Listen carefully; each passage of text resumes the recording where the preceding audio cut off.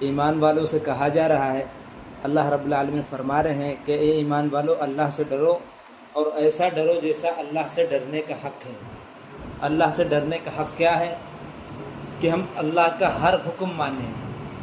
حق کا تقاتی، اس وقت تک اللہ کا حق ادا نہیں ہو سکتا جب تک کہ ہم اللہ کے سارے احکام نہ مان لیں۔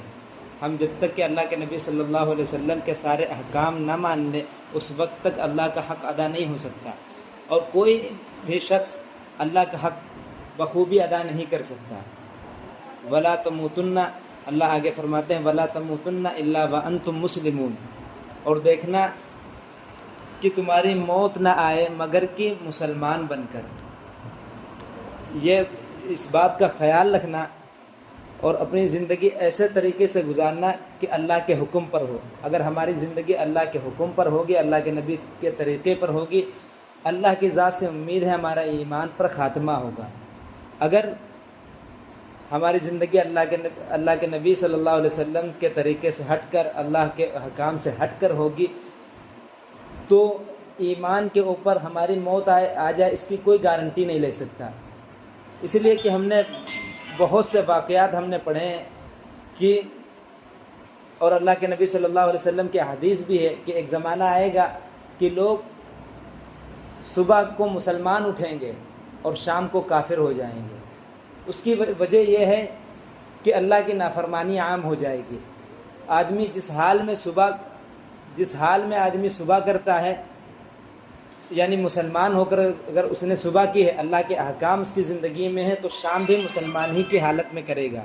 اگر اللہ کے نبی کے طریقے، اللہ کے حکم ہٹ گئے تو بعض گناہ ایسے ہوتے ہیں کہ اس کے دل کے اندر سے ایمان نکل جاتا ہے۔ جیسے ہم نے حدیث میں پڑھا ہے کہ اللہ کے نبی صلی اللہ علیہ وسلم نے فرمایا جو شخص زنا کرتا ہے اس وقت اس کے دل سے ایمان نکل جاتا ہے، ایمان آسمان میں لٹکا رہتا ہے۔ اگر اسی حالت میں اس کی موت آ گئی تو اس کا خاتمہ ایمان پر نہیں ہوگا۔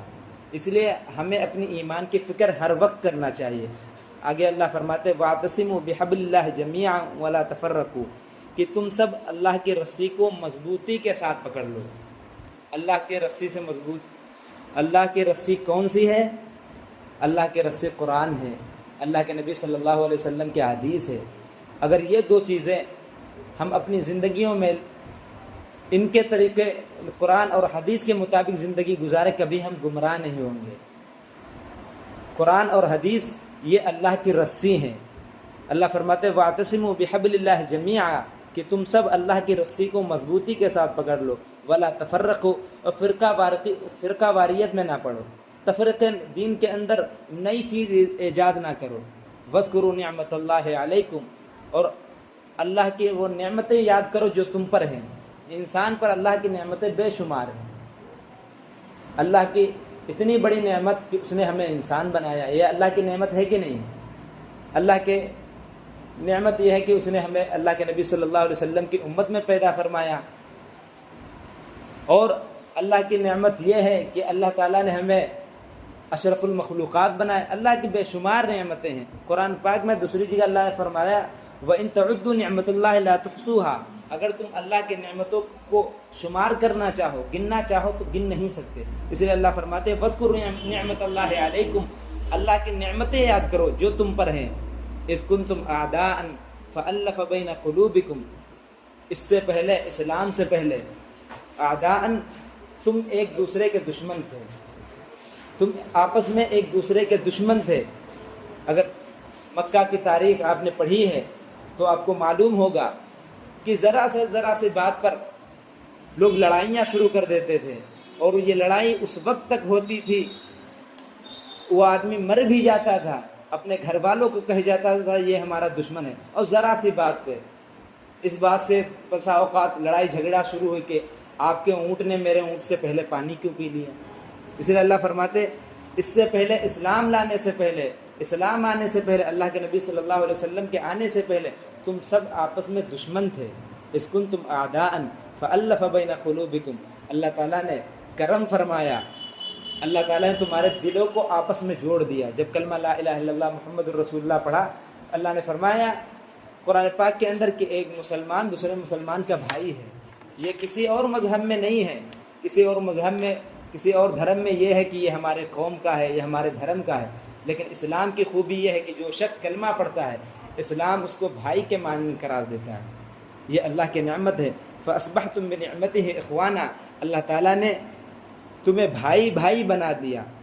اور اللہ تعالیٰ نے ایک نعمت یہ فرمائی وَكُنْتُمْ عَلَى شَفَا حُفْرَةٍ مِّنَ النَّارِ، کہ تم سب جہنم کے کنارے پر موجود تھے، جہنم کے دہانے پر پہنچ چکے تھے۔ اگر اللہ کے نبی صلی اللہ علیہ وسلم مبعوث نہ ہوتے، اگر اللہ رب العالمین ہمیں اسلام کی دولت سے نہ نوازتا، ایمان کی دولت سے نہ نوازتا، یقین مانو ہم سب جہنم کے مستحق ہو چکے ہوتے۔ اللہ فرماتے وَكُنْتُمْ عَلَى شَفَا حُفْرَةٍ مِّنَ النَّارِ، کہ تم سب جہنم کے دہانے پہ پہنچ چکے تھے۔ فَانْقَذَكُم مِّنْهَا، اللہ نے اللہ کے رسول صلی اللہ علیہ وسلم کو بھیجا اور اللہ نے تمہیں جہنم سے بچا لیا۔ كَذَلِكَ يُبَيِّنُ اللَّهُ لَكُمْ آيَاتِهِ لَعَلَّكُمْ تَهْتَدُونَ، ایسے ہی اللہ تعالیٰ اپنی آیتیں کھول کھول کر بیان کرتا ہے۔ لَعَلَّكُمْ تَهْتَدُونَ، تاکہ تم ہدایت پر آ جاؤ، تاکہ تم ہدایت والا راستہ اختیار کرو۔ وَلْتَكُن مِّنكُمْ أُمَّةٌ يَدْعُونَ إِلَى الْخَيْرِ وَيَأْمُرُونَ بِالْمَعْرُوفِ وَيَنْهَوْنَ عَنِ الْمُنكَرِ وَأُولَٰئِكَ هُمُ الْمُفْلِحُونَ، تم میں سے ایک امت ایسی ہونی چاہیے، ایک جماعت ایسی ہونی چاہیے، ایک گروہ یا ایک سنگٹن کہہ لیجئے ایسا ہونا چاہیے، يَدْعُونَ إِلَى الْخَيْرِ، جو لوگوں کو بھلائی کی طرف بلائے، اچھائی کی دعوت دے، وَيَأْمُرُونَ بِالْمَعْرُوفِ، نیک کاموں کو کہا کرے، وَيَنْهَوْنَ عَنِ الْمُنكَرِ، برے کاموں سے منع کرے۔ جو شخص ایسا کرے گا، اللہ تعالیٰ نے سورہ عصر میں فرمایا وَالْعَصْرِ إِنَّ الْإِنسَانَ لَفِي خُسْرٍ إِلَّا الَّذِينَ آمَنُوا وَعَمِلُوا الصَّالِحَاتِ وَتَوَاصَوْا بِالْحَقِّ، کہ زمانے کی قسم انسان گھاٹے میں ہے، دھوکے میں ہے۔ فرمایا کہ گھاٹے میں اور دھوکے سے نکلے ہوئے کون لوگ ہیں؟ اللہ تعالیٰ نے وہاں فرمایا إِلَّا الَّذِينَ آمَنُوا وَعَمِلُوا الصَّالِحَاتِ، جو لوگ ایمان لائے، اچھے عمل کیے اور ایک دوسرے کو نیکی کا حکم کرتے رہے۔ اسی کو اللہ نے یہاں فرمایا وَيَأْمُرُونَ بِالْمَعْرُوفِ، بھلائیوں کو وہ حکم کرتے رہیں، وَيَنْهَوْنَ عَنِ الْمُنكَرِ، اور برائیوں سے منع کرتے رہیں۔